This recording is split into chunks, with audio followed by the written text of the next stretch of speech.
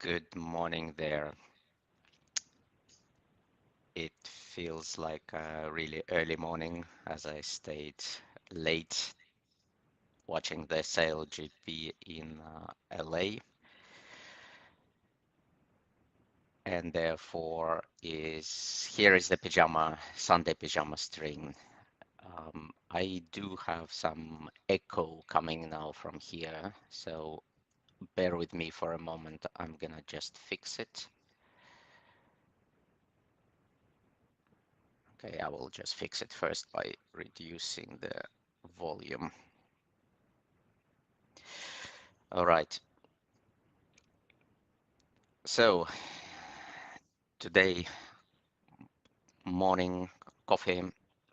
Coffee is here early morning, and we're gonna first stream to Patreons as usually, and then later on there will be a restream for and a replay of their stream for other social media platforms. So we're gonna look at the watch party at the LA. Um, I really need coffee. It seems it's just a bit slow this morning. So yeah, we're gonna restream now. First stream on Patreon, and then later on you can watch this stream when I have time to replay it on different platforms. So you can watch it there after it's published. You can watch it on YouTube and Facebook. And when we watch SailGP and all the things, you know that we're doing these things a little bit differently. So there will be no France bearing of ducking like centimeters away from Australia, which was actually, I think, super, super terrifying footage, but you're gonna see it a lot in social media. But we're gonna look at the nerdy parts of it. So we're gonna look at rules, how boats are handled, tactics, and this type of situation.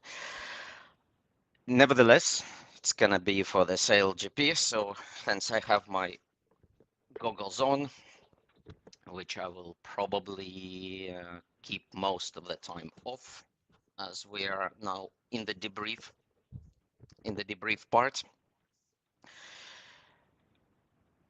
I have a number of situations that I picked up yesterday when I was watching it late at night here, the stream from Los Angeles. However, I think we're going to cover the first two or three for now. And because the remaining ones, I would like to get the umpire app view just to demonstrate it better. So we have to wait for the SailGP Insight. For those of you who haven't seen this, there is a website called SailGP Insights. And once you log in there and register, you can watch the very detailed replays of the each event. And for each event, you not only have the data for the teams, but on the left screen you have a really good stream of the alerts, so you can see who protested whom and what kind of decisions was made. You can have the view from the different boats. So not only this view that you get on the YouTube, but you can also have the boat view straight, like, just from the boat, if it works. So sometimes it doesn't work. But what is often very useful is that the umpire app. So for some reason it's not replaying, but here you can see. So there is basically streaming of the umpire app. You cannot zoom in, zoom out, but anyway, nevertheless, you will be able just to see on the general if picture what's happening, and also sometimes if you zoom yourself, you can actually see not in a great quality, but sufficient quality. Right. So, however, if you watch this live, you're gonna see the all of this data right away. However, right after it's done, they will just process, maybe actually check also if their synchronization is then there, and the replay is coming soon. So since we don't have the Umpire app now in place, we're gonna only just cover the things that I think might be interesting to know, just see without the Umpire app. All right, what else I need to mention? So let's maybe nothing else, but let's dive to the first one. Um, Dramatic footage of the Denmark hitting the mark again, and I'm quoting because the first time it was allegedly hit there.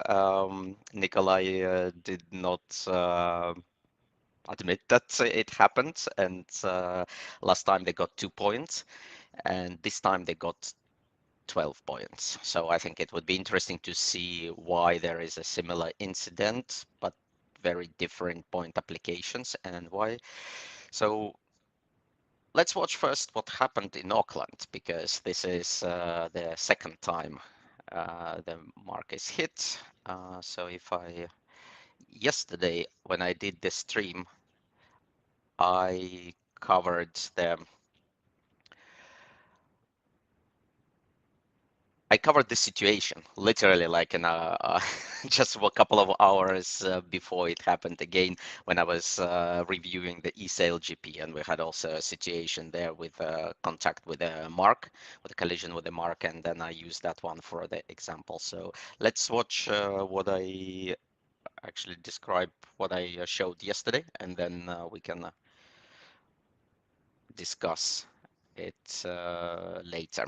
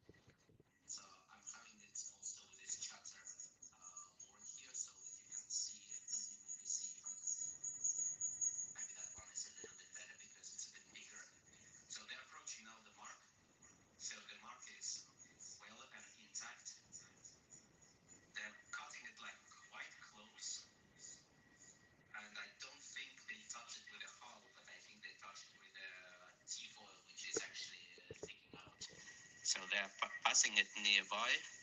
Okay, okay, you cannot see it from here. On the left, there is no actually information on the Umpire app. So on here on the alerts, you don't get anything that they touched the mark, and that's why they did not get any penalty in here for touching the mark, because there is nothing in the rule for that.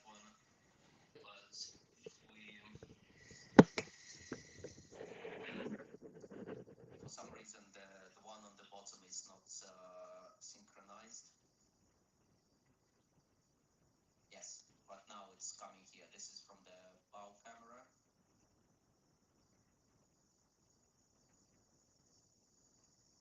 No, I hope it's the same. So this is also a little bit of problematic now for the synchronization. Maybe it is right now. Yes, maybe it's here.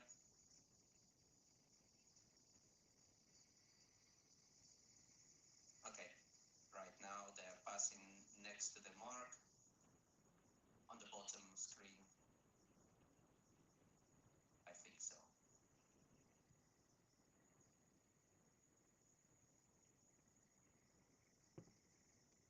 There you see the just right now over here you see that the mark is crashed. So anyway, it was really clearly that they touched the mark, although that's when you listen to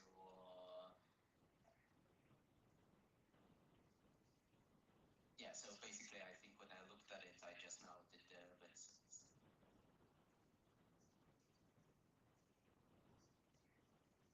He says that somebody claimed that we hit the mark, and they got 2 points for that one. But they say that they will deny. But he's having this twinkle in his eye because I think they probably know very well what happened. But they're right. There is no clear footage of anything hitting there, but you could clearly see that it was the mark when they approached there was intact. When they left the mark, it was crushed. But anyway, a part of this interesting nuances of this game, it's just. I think what probably would be good to decide here is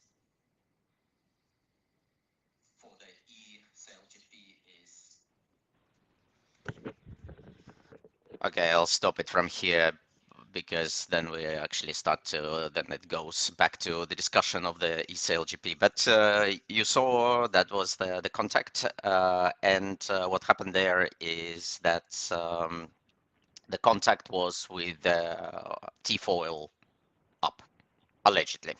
Nikolai doesn't admit that one with a little bit of a smile there on his face. But I think if we would say what likely would happen is that the T-foil, which was already up, touched a little bit the superstructure. Now, why they got 2 points? So let's see. There is So first of all, this is a really interesting thing just to show and where SailGP is really different from traditional racing rules of sailing, where uh, most of us is applied there, because many of us really know what is the rule for touching the mark, which is rule number 31. Which means that you will be penalized for touching the mark. You would need to do like a 1 turn penalty or whatever other penalty that maybe sailing instruction says. As you can see in SailGP rules, it's not present. There is no rule 31. So you do not get the penalty, which is SailGP fall behind penalty, like for example, for touching the mark. However, there is a couple of things that might come to play. So very often in SailGP that you will have a damage or it will be deemed as a reckless sailing.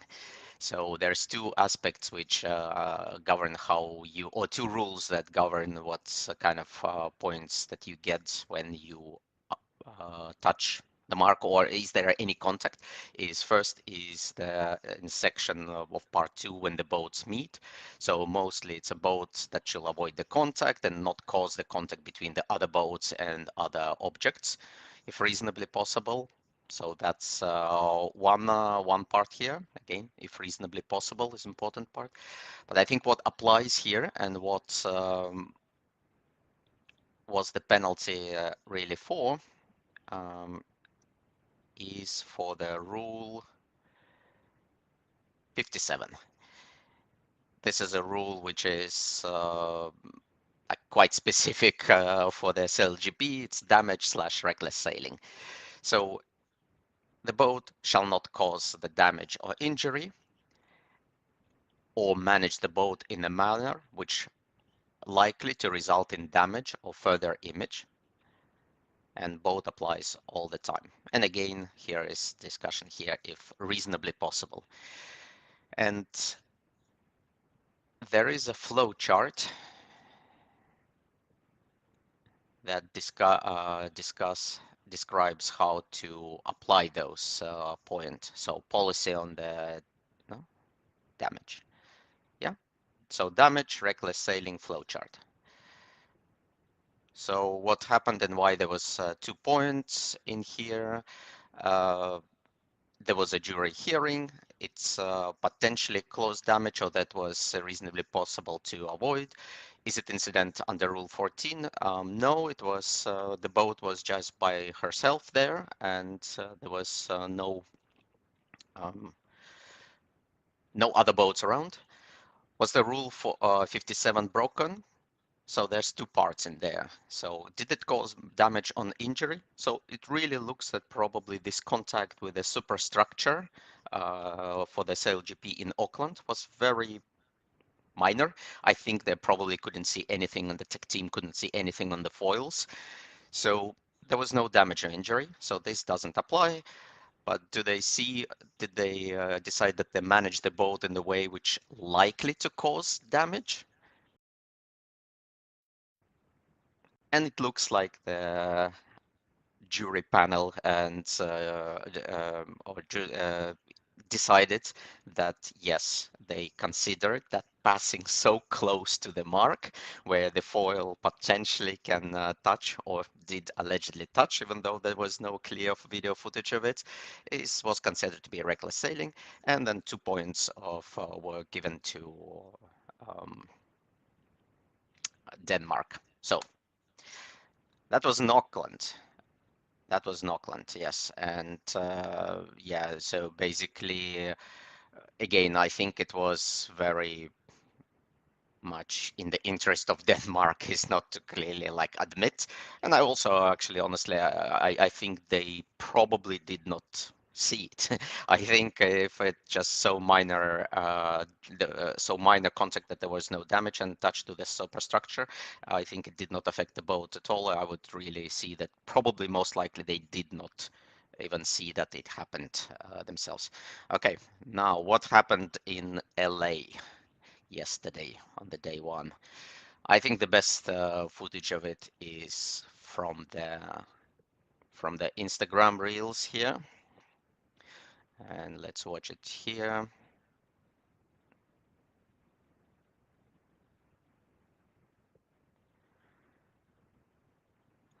Okay, passing close to the mark.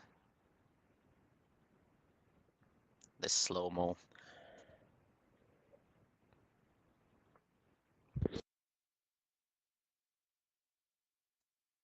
Now pay attention what is under there. So this is the mark, this is the boat, you see it, but now pay attention under. So that's under foil. So you could see that there is foil is passing very close to the mark. And also, I think in slow-mo, you could see that it's not just only hitting, but while it hits, the foil also turns its position compared to the boat. So yeah, that seems to be the what happened, at least what you see from the video. Let's hear also what Nikolai says.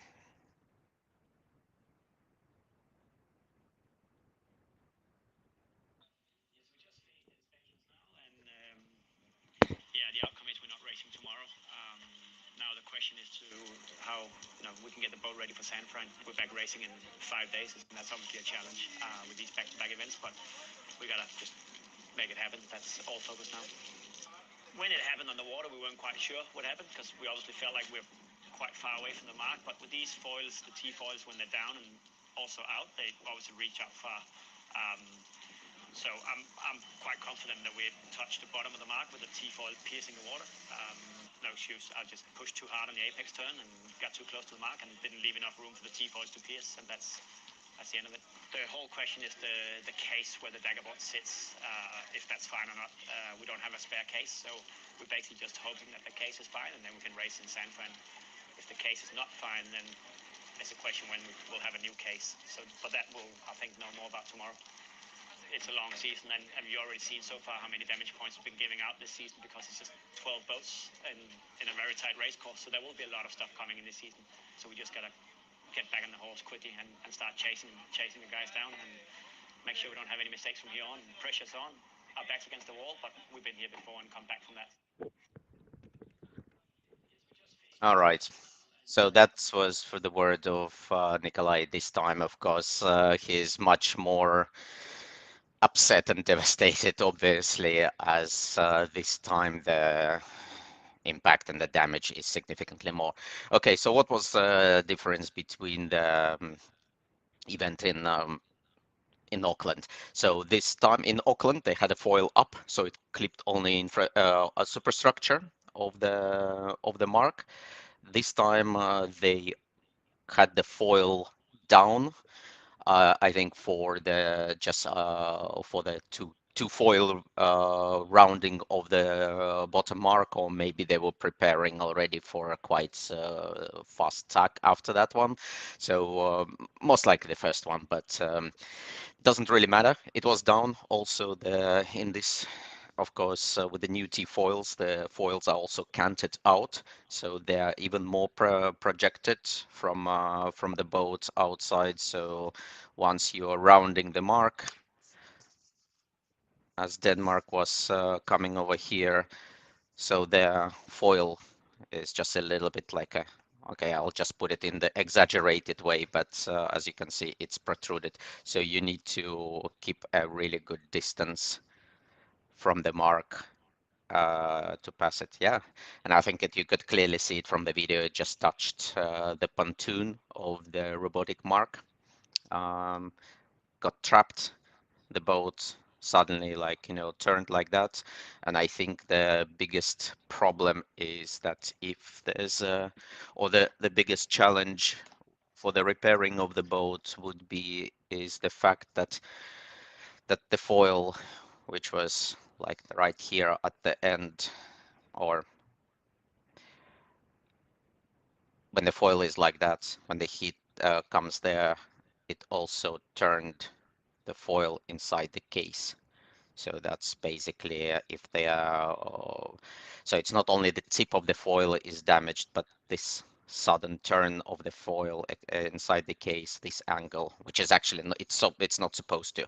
There is no sort of tolerance for turning the can't the foil in this way. You can only like get it like up and down, and you can also do it like that. But there is no way to. There is you can have final adjustment. So I think it's always good. I don't know. I haven't been in this, of course, at this boat, but it's always good that I think the boat is slightly a bit more stable if you have the foils not open, because the boat starts to be quite unstable, but a little bit more in, like close to the 80, kind of like parallel, but maybe a little bit more in. But these are already fine tuning. This is not something that you are moving. So yeah, if you have this really fast hit and the foil turns like that in the case, that's expensive. That's problematic. So it's expensive about the money, but now we're also here. How is it when it comes to point? Now we're then jumping into this part of the rule 57. Yes, rule 57 broken. Yes, caused the damage. Yes, minor damage. No. Damage no. And serious damage, a boat cannot start or finish the race. Or so basically, yeah, they were out of the race. Yes. And they were out of all the other race. So 12 points were given for the boat for this event. And what is probably going to be even more costly to the boat is that if they're not going to be racing today, which is the case, they decided that they're not going to be racing, they're going to have 12 points. So they're also going to have 8 season points, most likely. Yes. So okay. So that was the situation for the Denmark rock wool. Quite dramatic, but I think also was good to learn that nuance. Why last time it was 2 points and now was 12 points. So we learned that there is no Rule 31 in racing, SailGP racing rules of sailing, and these contacts are handled by the points and usually by the Rule 57, but sometimes also could be by 14. Oh, there we go. What what's next? So before we jump into the next part here, so just a quick reminder, so that this is now currently we just streamed to the so before we go into the next item, what is, sorry, what's happening? Yes. So yeah, we can so I always first stream it to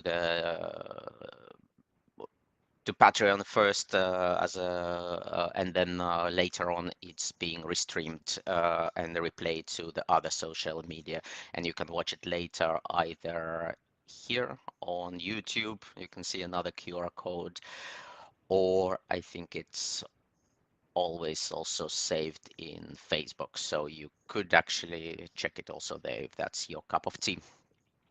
Now, um, let's go to the next item. Again, the item that we can see without any, oops, what happened? That we can see without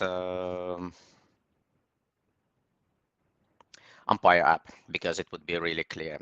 Okay, since it is quite early morning after the late nights watching SailGP in LA, I'll get my coffee refresh, and then let's check what is next item. So OCS for New Zealand and Switzerland.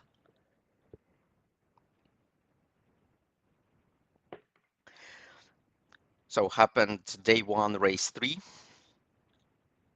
Let's watch what happened there. Race three.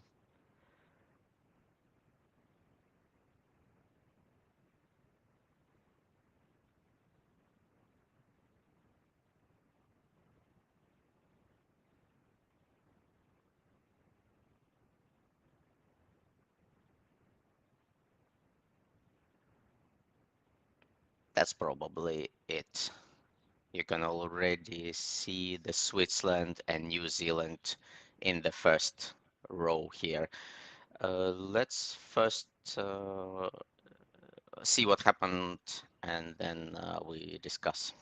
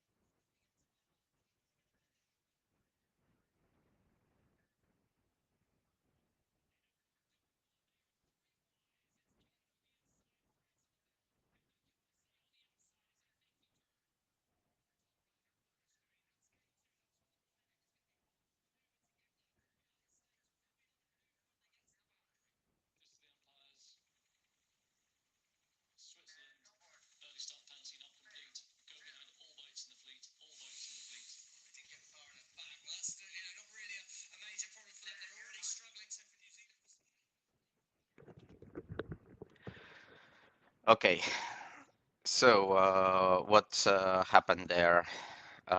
So the first one is really simple. You could see that Switzerland and New Zealand are in the front row.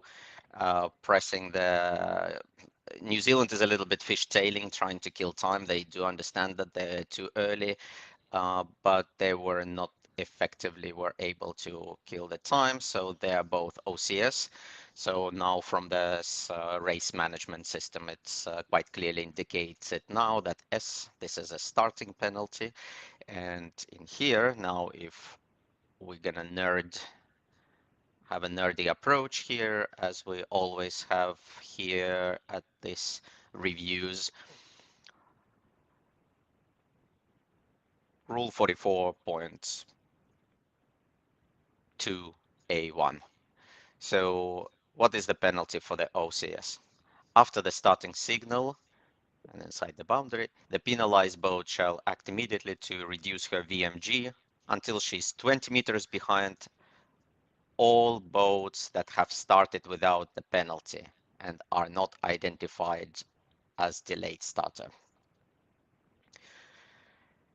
So there's two options here, so that once you OCS, you really need to go behind all the boats in the fleet, or you need to go behind the boats which are all the fleet except those which umpires say are delayed starter. And delayed starter, if I would just explain, if for example a boat would be 200 meters away from the starting line, it is unfair for boats which are OCS to fall behind that boat, which is clearly a delayed starter.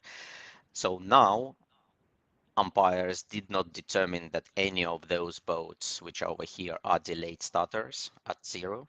So they're all close to the line. So which means that then the first part of this rule, so umpires did not identify any delay starters, which means that needs to fall 20 meters behind uh, after the boat that started without the penalty. Okay. Any boats having penalty? No. So Switzerland and New Zealand need to fall behind.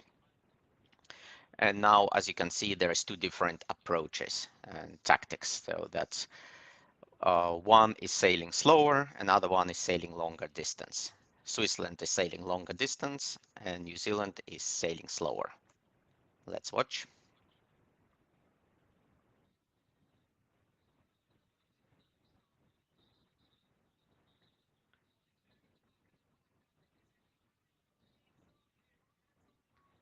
So New Zealand is going in H1, one hull in the water, and Switzerland is going fast but sailing longer distance.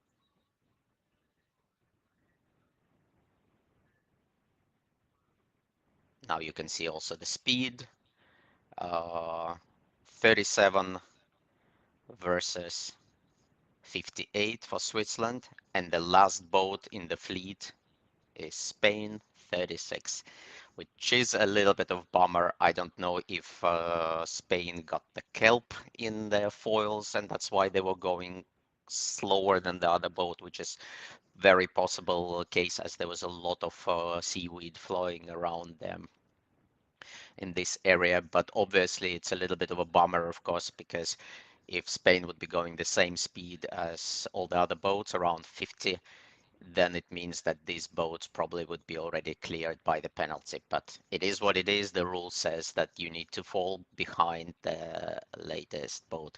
And it was not identified by the umpires as the late starter because they started actually on time. They started really well, but they are just not going fast. So it's a bummer, but that's it.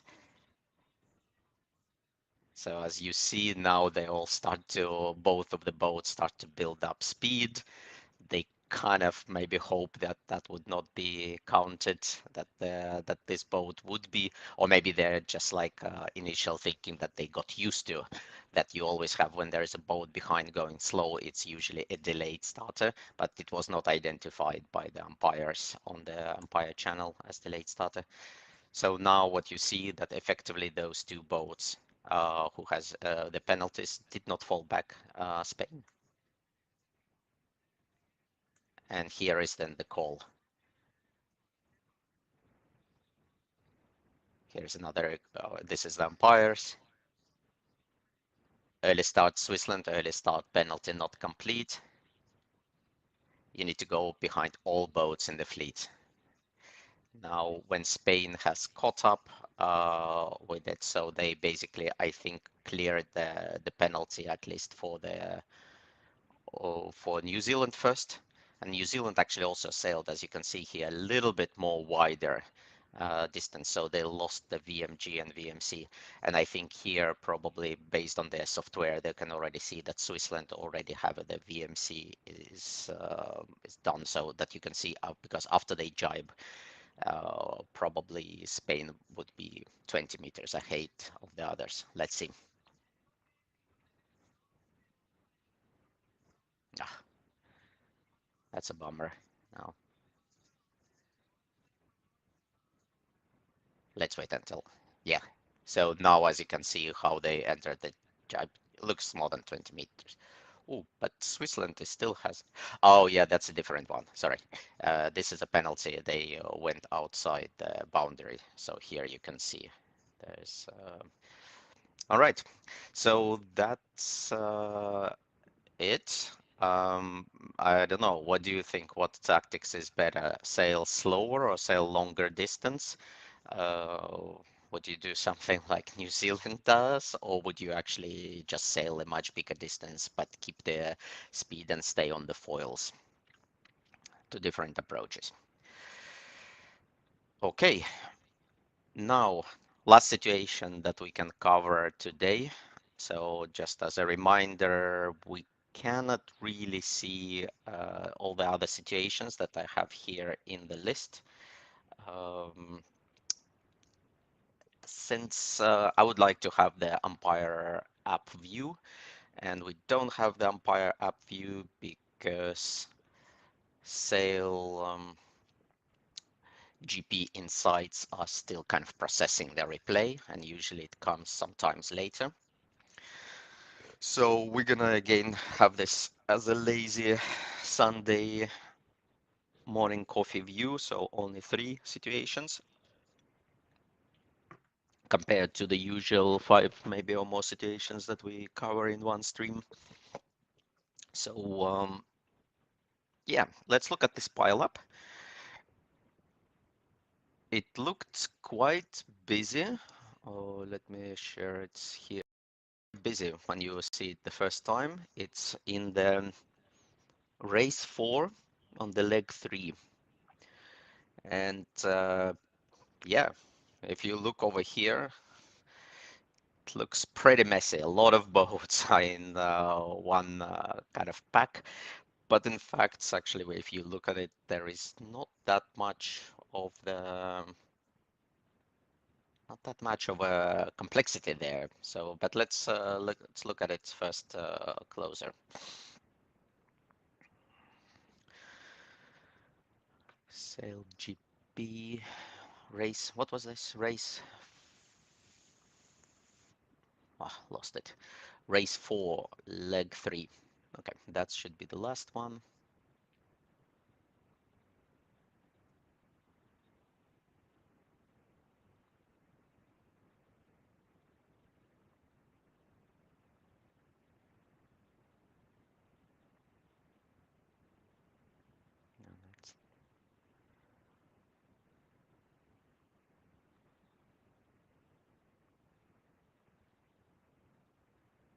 Yes, I think this is the item. So let's again first watch without any commentary.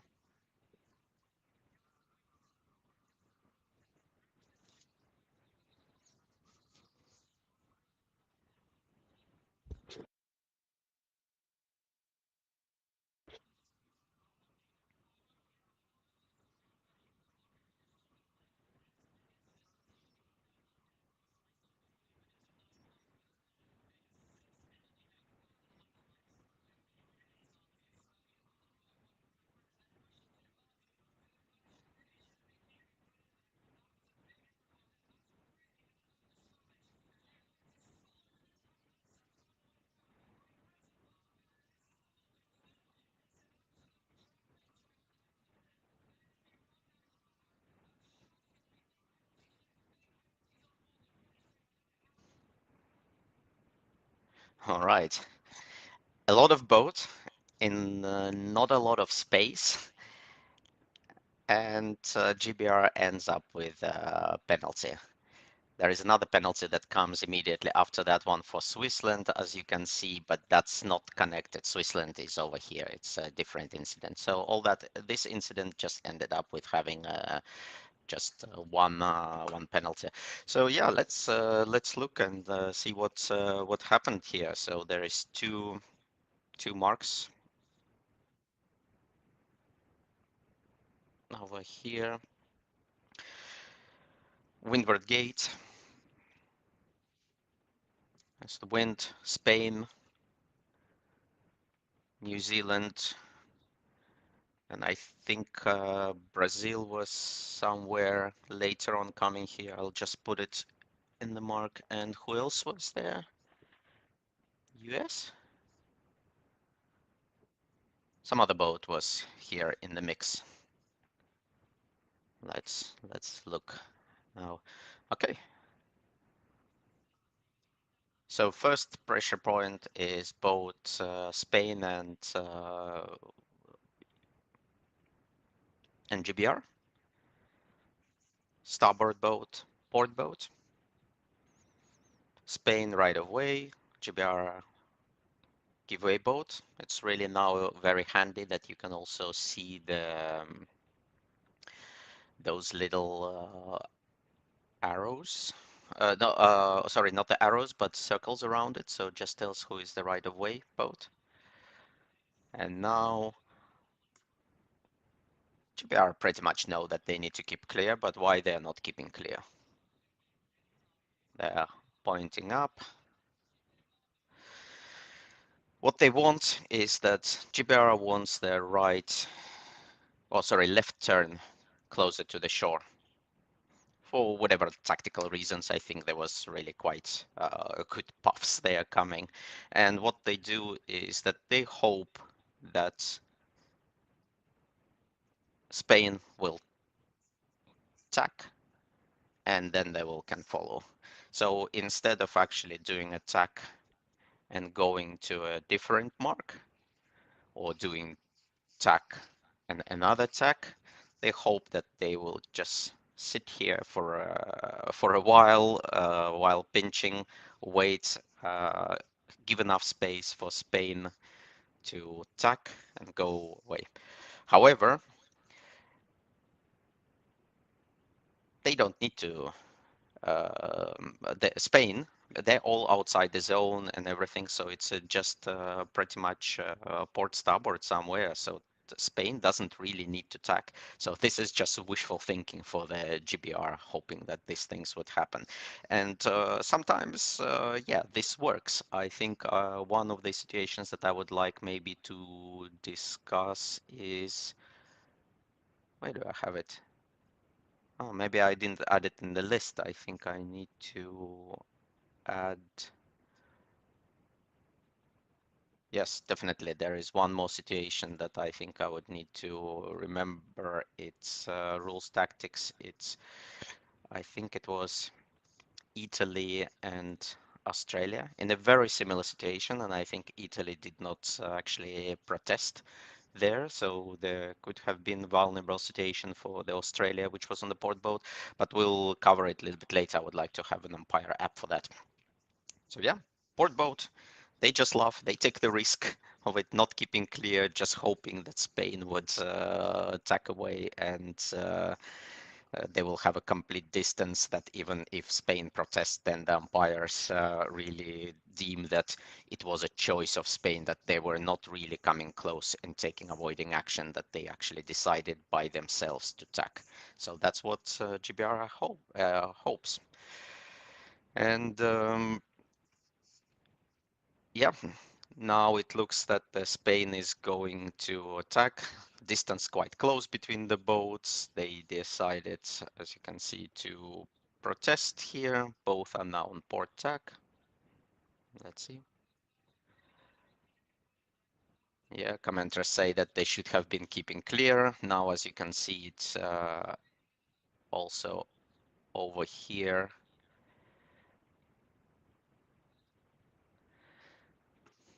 that GBR is stuck. Spain can bear away and get some speed and go to the mark. However, they are on the port tech here already. They're in what are those balloons? They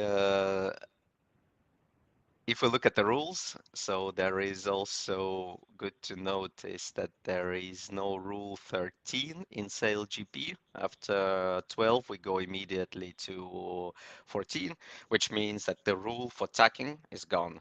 So the moment, well, actually, these guys haven't changed the attack, and so there is no really actually problem. So they still were on port. So forget about what I said about 13. We'll just look at it in some other situation. Now Brazil comes over here. Brazil is astern, give way boat first, uh, and then they can choose to go windward or leeward. So they choose to go leeward and go behind also Spain. Very also interesting just to see who has their mark room in here.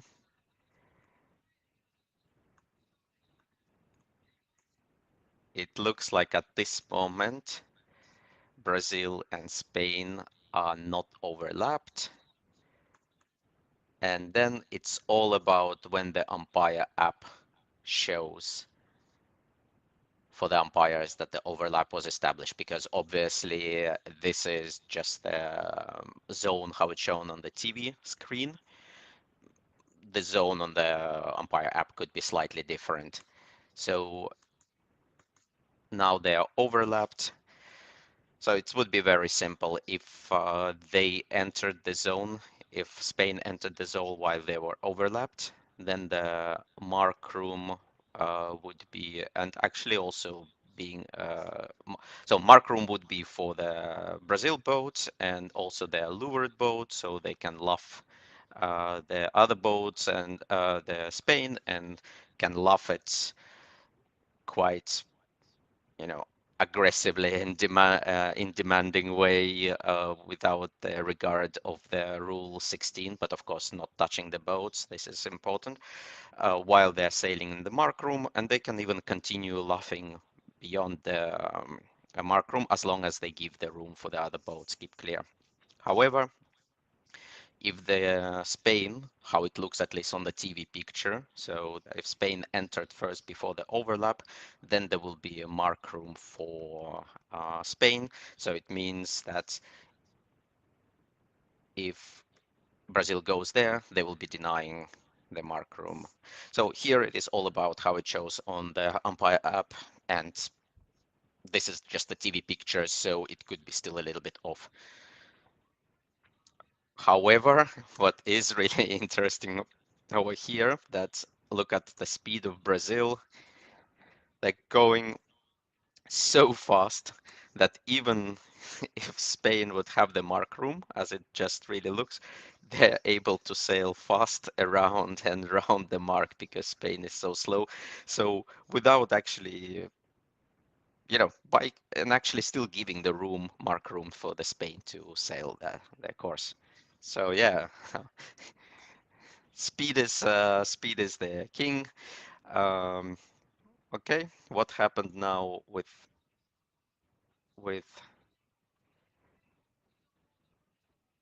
no, sorry, I was talking about the Brazil, but that was not Brazil. What was it? It was Australia. So everything this green boat, forget about this. It was not Brazil. It was Australia. Brazil is coming later. So Australia goes for this hook. They go sail fast around, so no issue. And now Brazil is coming here. Let's have Brazil as a black boat. So while the Spain is playing with Australia over here, we see that new GBR tax, and as I previously mentioned, that there is no rule 13, which means that Hmm. While the boat has changed the tack since from the port to starboard, the moment it just turns into crosses head to wind, it becomes the starboard. So it doesn't really need to, like in other fleet race and or match race, that you need to go to the close hold. So no, you don't need to go to close hold in SailGP to become a right-of-way starboard boat. The moment you cross, they become a right-of-way starboard boat. Then when the Brazil is approaching them, they first need to give initially a room. So here you have basically a rules for the um, no, what happened? I lost the I lost the mouse. Hold on a second. I lost the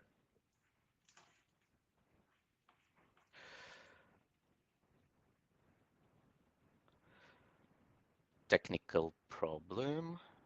It's also not early morning for me, but also for the computer. So we're in the not only me in the SailGP pajamas, but also the computer. Let's see. There we go.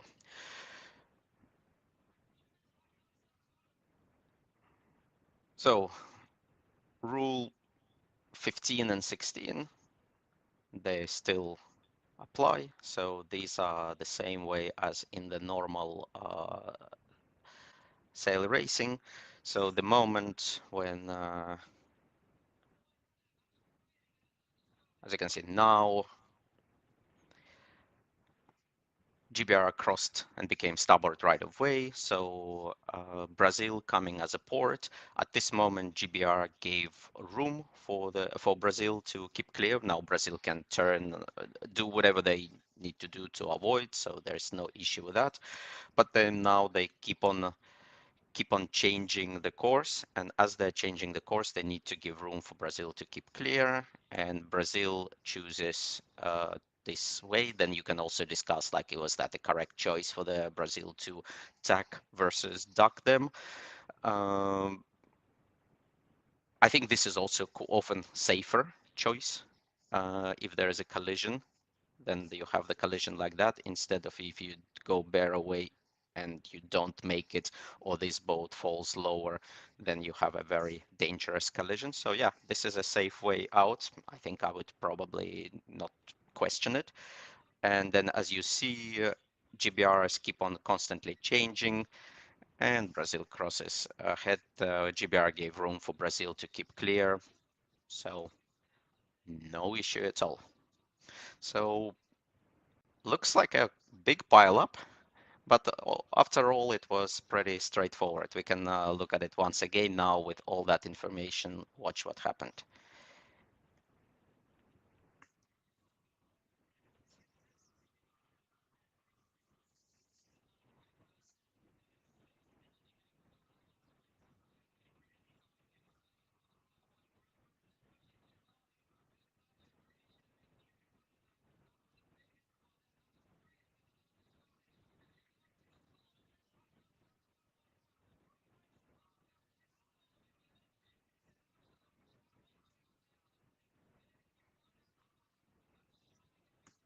There we go. So that was this complex pileup, which looked like pretty simple after all. Which looked complex, but was simple after all. Okay, what other items we haven't discussed? And stay tuned when I will be, these things will be coming later on. So I'll show you where to one can watch. So first of all is that it's easier for me first to stream to one place to Patreon. So if you have an early access, there is a very simple plan there for to have early access of all the videos that I put there. Later on, when I just a bit just sort it out and process, I'll stream it to all kind of other media. So you can watch it on the Instagram, TikTok, Twitch, Kick, YouTube, Facebook. The sailing. I also stream to Steam, so you can watch it there. Those so basically, if you want to rewatch it once again, check it on the Facebook. The recording would be all the time there, or check it in the YouTube. And what we're going to watch now also over here is the next things when we get from SailGP the replay in the SailGP Insight will come there. I think there was a few interesting situation. I think first was that we also how Brazil was this close of getting the first place, and it was stolen, which I don't think it was stolen from by Australia for them. The Australia fully deserved it. They played right, but the question is, could Brazil do anything different in that way? Could they have been defended? And I think there might be very limited amount of options, but it's still possible. I think there were some things maybe was worth to discuss. I think the crazy finishing leg on the race three, I think it's worth just watching. I think there was a lot of might be potential rules that play in the very tight space with not only fast boats, but also quick differential. I think fast going the boats when they go fast, that's only part of the problem. But when you get a huge differential, like one going, for example, foiling like 30, 40 knots, and another one is H2 is sitting in the boat. That's where the potentially dangerous situations happen. Yeah, I think there was interesting situation. I want to dive like there was there small dial down. I don't think so. And maybe later. Oh, this one I want to put here actually also next rules and tactics because it's actually very much following the same what we have discussed right now. But I would like just to see when we get a bit, hopefully a bit more better view from the replay, also from the camera. So, and it just seems to be that why it was very similar to Spain and GBR that we discussed, but I think Italy did not take an advantage. So in that situation, when Italy was over here, did not seems to be did not take a situation of or advantage of the situation when Australia just tacked into them and Italy just tucked away without protesting Australia, although that they could have get the penalty. But there's pluses and minuses, so we look at it. There is also sometimes you might go for penalty but lose the control, and I think probably that's what exactly what happened. That they decided no need to fight for penalty. I thought that it was actually the only case where they could have had both. It's very rarely that you have gained the can actually have both eat the cake and have it. So I think it was very close in that one. We'll see. Okay, and what else we have? Yeah, maybe I'll separately have some stream about the communication. I think there was some interesting communication. That's it. I think we are pretty much it for today. So this one was just the uh, first item. So I'll continue watching and then we'll stream more reviews later on.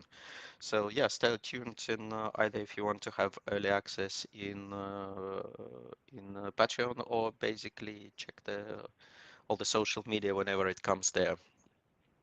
That's it. Okay, till next time.